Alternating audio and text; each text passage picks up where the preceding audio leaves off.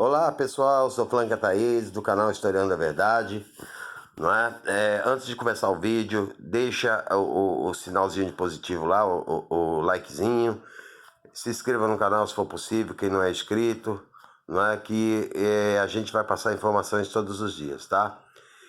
Eu tô cansado de escutar, não é? Debates no Facebook e chamando sem terra de ladrão, né? Que se invade a terra tem que atirar mesmo para matar, né? Inclusive o presidente da República queria autorizar que os fazendeiros usassem fuzil, né? Para abater movimentos sociais, que também o ex-senador Magno Malta, que não é santo, um dia eu vou falar um pouco e vocês vão ficar de cabelo em pé, mas eu falei, eu coloquei um link na última gravação que fiz sobre a história que ele fez com um pobre lá no Espírito Santo. Queria criar uma lei para considerar o movimento sem terra e o movimento sem teto de terroristas. E aí, vamos ver se dá para engolir essa, se vocês acreditam nisso, né? Eu até vou pegar um caderno que eu passei a madrugada estudando, né, sobre isso, né? Através desse livro aqui, que eu já tinha mostrado para vocês, O Partido da Terra. Esse livro.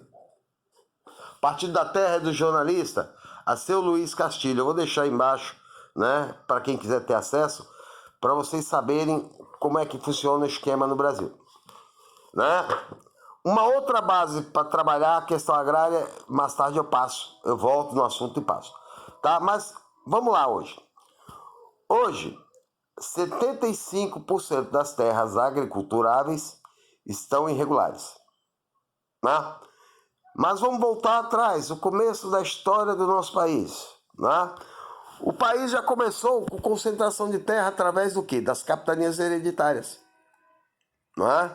13 capitanias, né, que fidalgos portugueses dominaram aqui e que só duas deu certo, a de Martim Afonso de Souza e de Duarte Pacheco em Pernambuco. Martim Afonso São Vicente, Duarte Pacheco em Pernambuco. Como não estava muito eficiente, né, o governo mudou para Sesmarias, né, para produzir o quê? Cana-de-açúcar. Aí eu dou um detalhe para vocês. Quem trabalhava na cana-de-açúcar? O escravo. Muitas vezes ele prendia a mão no moinho e do lado do moinho já tinha um facão. Prendeu a mão no moinho, já corta o braço.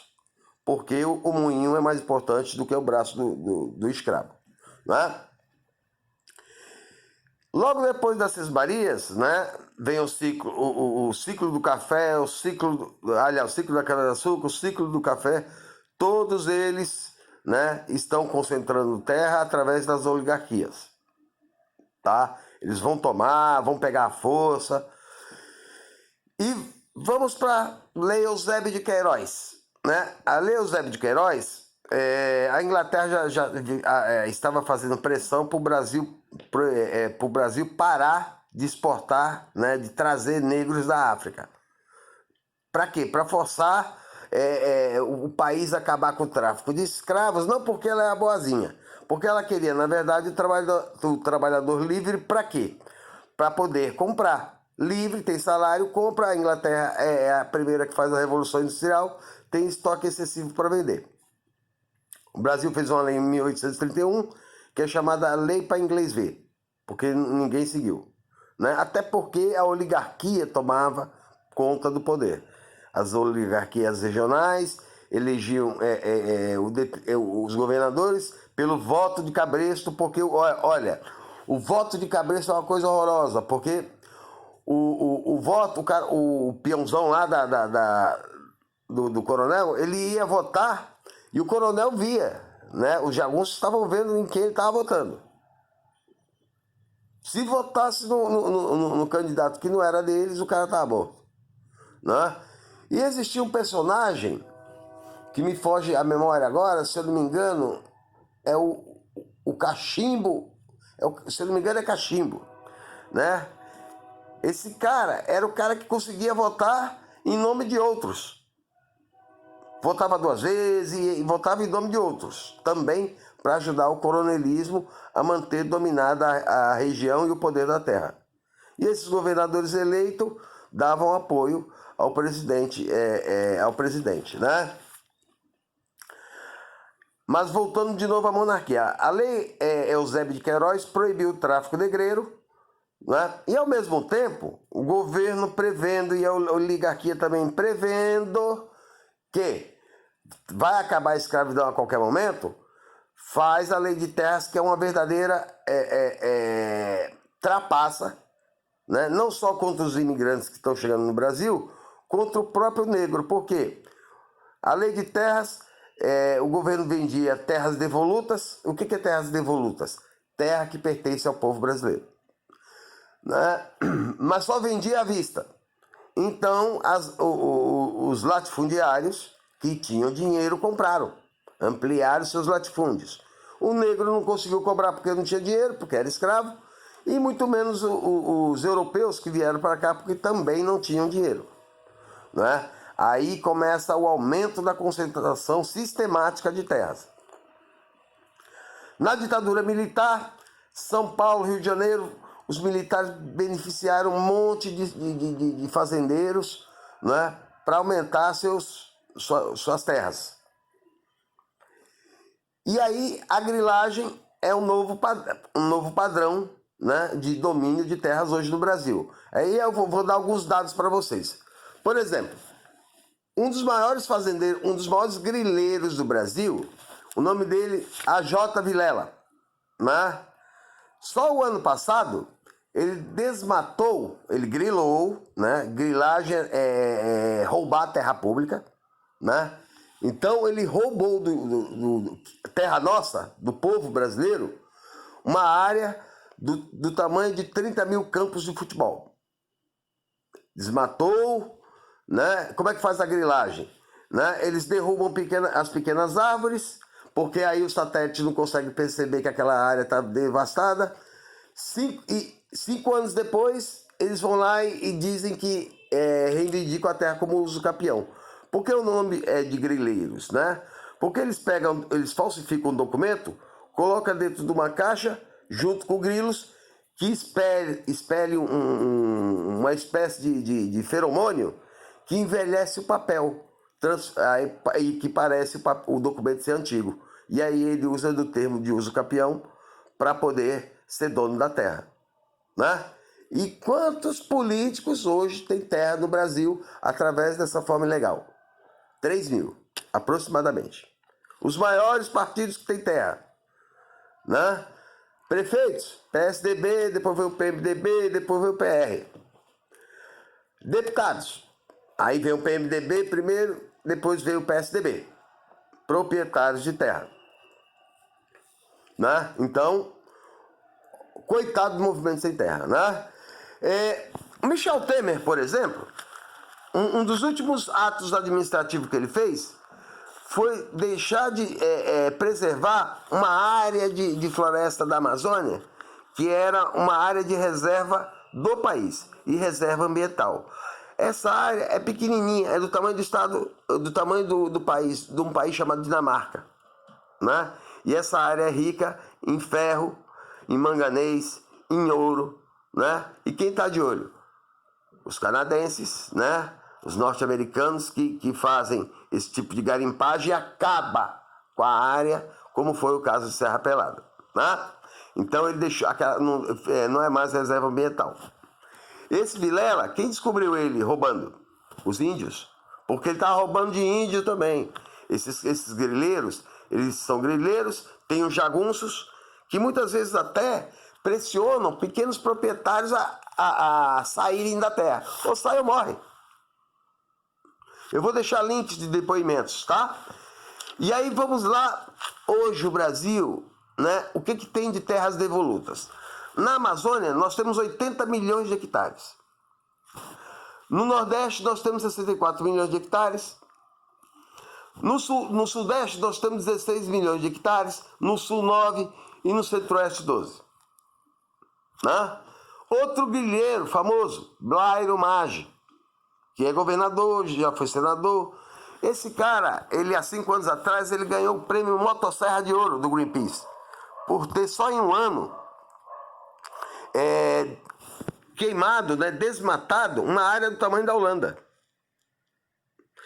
Não vou contar aqui para vocês também que né? Além disso, existe no norte, principalmente, o trabalho escravo, o trabalho infantil, né? Que agora vai piorar, por quê? Porque o presidente atual extinguiu o Ministério do Trabalho que fiscalizava.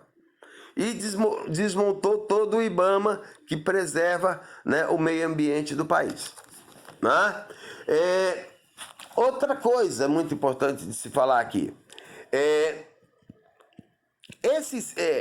isso que aconteceu lá com a Lei Eusébio de Queiroz, né? E aí depois, logo em 1888, vem a abolição dos negros, né? Dos escravos.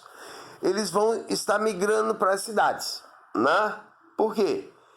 Se o fazendeiro, o reacionário da elite paulista, da elite carioca, aboliu a escravidão, mas não vou dar emprego para esses caras. Né? Começa a surgir, né, o crescimento da população urbana. E esse crescimento, né, vai ser nas áreas periféricas. Por exemplo, os morros cariocas estão nascendo nesse momento. E vão se adensar ainda muito mais, né, quando houver a revolta da vacina. Um dia eu vou conversar com vocês. Que tem um livro de um monarquista chamado José Murilo de Carvalho, que fala Os Bestializados. Tá? Então, todo o sistema fundiário brasileiro, a maioria é de terra ilegal. E aí o cara vai lá e critica o pobre do sem terra. O que faz o movimento sem terra?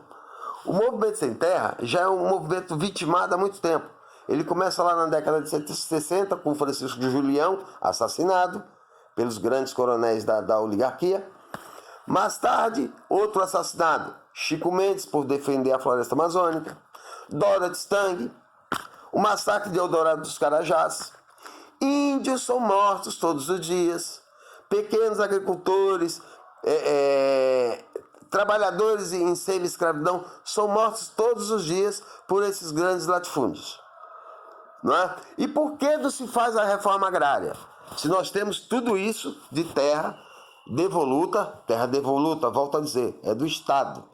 Não fazemos por quê? Nós temos 3 bancadas na Câmara que sempre atrapalham isso. É a bancada evangélica, a bancada da bala e a bancada do agronegócio, a ruralista. Eles não deixam aprovar reforma agrária. Por quê? Porque aos poucos eles vão dominando essas terras devolutas através da grilagem.